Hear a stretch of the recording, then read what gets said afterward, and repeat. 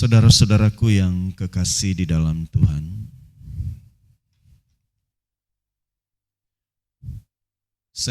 kita harus senantiasa mengingat bahwa kita punya kewajiban yang sangat penting di hadapan Tuhan. Seperti ketika orang-orang Farisi dan Herodian untuk menjerat Yesus, mereka bertanya, apakah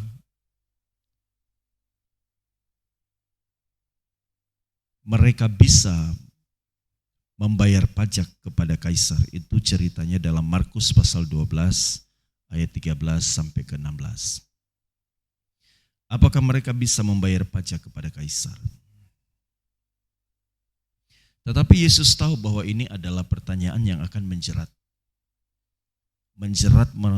Yesus, karena itu bisa saja jawaban Yesus bisa membuat Yesus bersalah sehingga dapat ditangkap dan dijerat hukuman. Tetapi dengan segala hikmat yang dimiliki, maka Yesus menjawab bahwa apa yang layak atau pantas diberikan kepada kaisar itu diberikan kepada kaisar. Tetapi apa yang pantas dan layak diberikan kepada Allah, itulah yang dapat diberikan kepada Allah. Artinya, kalau sebagai manusia kita memiliki kewajiban-kewajiban. Sebagai contoh, kalau misalkan kita sebagai suami, kita memiliki kewajiban atau tanggung jawab yang seharusnya dan tidak bisa kita berikan kepada orang lain. Tanggung jawab kita kepada istri dalam menafkahi dan memberikan dukungan moral dan lain sebagainya. Kemudian anak-anak, bagaimana kita harus menghidupi mereka, itu adalah kewajiban sebagai suami. Demikian pun sebaliknya, istri memiliki kewajiban sebagai pendamping hidup, melayani suami, melayani anak-anak. Yesus mengingatkan, silakan kewajiban kita sebagai masyarakat memberikan pajak kepada kaisar dalam bentuk dinar, karena itu memang bagian yang harus diterima oleh kaisar. Tetapi kewajiban kita sebagai anak Allah, apakah juga sudah kita lakukan sebagai orang-orang yang mengaku bahwa kita itu adalah anak-anak Allah? Wajib kita memberikan segala sesuatu yang memang seharusnya kita beri bagi Allah. Kehidupan kita ini adalah gambar Allah, saudara. Kehidupan kita ini adalah gambar kemuliaan Allah, yang dimana ketika diciptakan kita ini segambar dan serupa dengan Allah.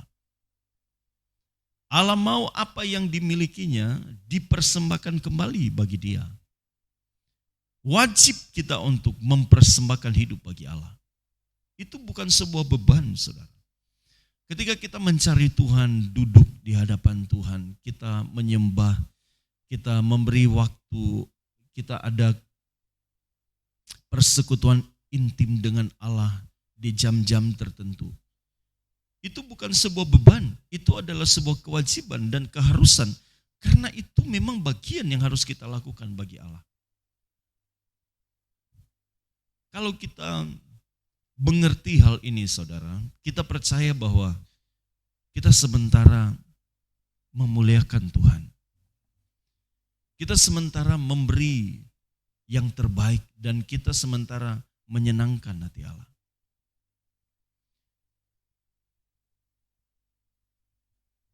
Tugas kita yang terberat sebenarnya adalah bagaimana kita bisa sepenuhnya memberi hidup bagi Allah.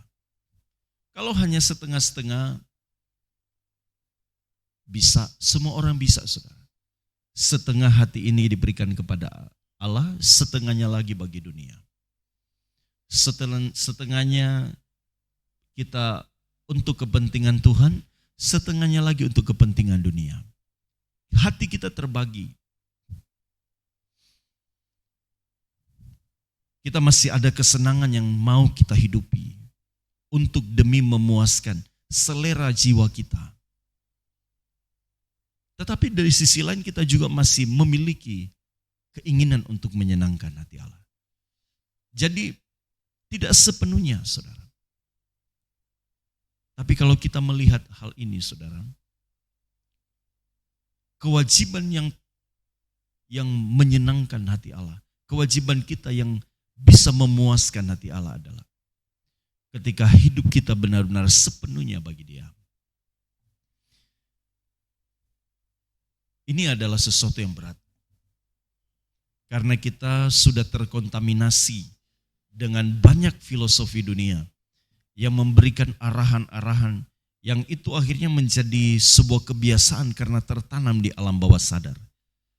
Bahwa kita sebagai manusia harus menikmati kehidupan. Hidup hanya sekali, jadi harus dinikmati. Jadi banyak hal yang telah masuk meracuni hati kita, pikiran kita. Yang seolah-olah kalau hidup tidak dinikmati dan tidak mengalami sesuatu yang seperti manusia pada umumnya, sepertinya hidup kita tidak lengkap. Jadi kita melengkapi kehidupan kita dengan sesuai dengan arahan-arahan manusia. Untuk bisa kedagingan kita maksudnya dipuaskan, saudara. Hal inilah yang membuat semuanya menjadi berat. Kita menjadi berat untuk memberi sepenuhnya hidup bagi Allah. Kita sudah terbiasa melakukan dosa.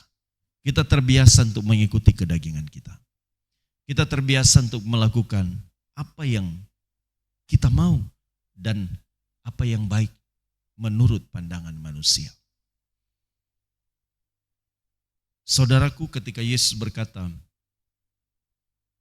berikan kepada Allah apa yang wajib kau berikan kepada Allah. Kalau kita renungkan, apa sih sebenarnya yang wajib kita berikan kepada Allah?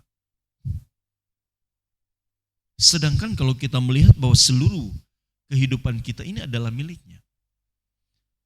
Apa yang dapat kita beri bagi Allah? Tidak ada yang lain selain seluruh kehidupan kita. Dan memang harus tersita, hidup kita ini harus tersita. Semuanya bagi Allah. Tapi bukan berarti kita itu harus ada di gereja setiap hari. Itu bukan juga berarti tiba-tiba kita sudah tidak bisa lagi menikmati kehidupan hubungan keluarga dalam persekutuan bersama jemaat. Tentu semuanya itu dapat kita lewati dan kita bisa nikmati. Tetapi kita nikmati bersama Tuhan. Hal seperti inilah yang harusnya menjadi gairah kehidupan kita. Kadang untuk kita menggambarkan untuk memberi hidup bagi Allah, itu sangat rumit. Karena kita masih bisa meleset. Karena kita masih ada motivasi-motivasi yang lain selain kita menyenangkan hati Tuhan. Sangat rumit, saudara, untuk kita bisa mencerna seperti apa sih yang disebut dengan kewajiban memberi hidup bagi Allah. Maka kita butuh tuntunan Roh Kudus. Saya pikir kita harus terus bergumul untuk tetap terus mencari Tuhan. Seseorang yang memiliki gairah, lapar dan haus untuk tetap terus bergumul mencari Tuhan, saya pikir orang-orang seperti ini akan diberikan hikmat kemampuan untuk dapat membedakan dan dapat mengerti kehendak Allah untuk dia lakukan. Jadi sejatinya kemampuan untuk kita bisa mengerti bahwa kita telah memberi hidup bagi Allah adalah waktu yang kita terus beri bagi Allah. Persekutuan yang terus terbangun dengan intim. Persekutuan yang terbangun dengan baik akan memberikan kita sebuah pemahaman yang lebih dalam tentang kehendak Allah. Sehingga kita bisa memberi apa yang seharusnya kita beri bagi Allah. Karena bisa saja saudara, kita bisa salah. Atau manusia lain juga bisa salah menilai tentang apa yang kita lakukan. Tetapi sejatinya kita hanya bisa memandang Tuhan. Tuhanlah yang menjadi juri kita, penilai kita. Dan tentu batin kita juga akan menjadi alat Tuhan untuk terus mengoreksi segala sesuatu yang salah dapat terus diperbaiki karena Tuhan yang menolong kita. Memperbaiki segala sesuatu yang salah. Jadi milikilah kerinduan untuk terus memberi hidup bagi Allah. Itu adalah sebuah kewajiban. Itu adalah sebuah keharusan. Saudara harus wajib memberi hidup bagi Allah. Sepenuhnya diberi. Dan kalau kita belum mengerti bagaimana caranya, bersekutulah terus dengan Allah. Tetap cari Dia dan Tuhan akan mampu memberikan kita hikmat untuk dapat memahami dan dapat menyenangkan hatinya. Semoga Tuhan menolong kita melewati hari ini. Amin.